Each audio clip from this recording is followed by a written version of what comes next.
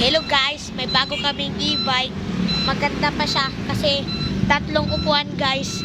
Ang naming driver ay lalaki. Tatay ko guys. Tapos ang nanay ko sa upuan sa likod ng tatay ko guys. Tapos kami nasa likod ng nanay namin guys. Maganda tong e-bike. At kotse ang nobela neto guys. Tapos mabilis guys. Tingnan mo to. Diba? Tingnan mo yan Diba? Tatlo? 6 seaters to guys. Ano lang to? 9K. Luda. Ano to guys? Maganda to guys kasi may light bar. Sa taas guys sa bubong. Andito kami sa likod. Tignan mo ba? Ba? Maganda to guys. Pati abot rin to sa Imos. Pag nasa labay niya ka lang.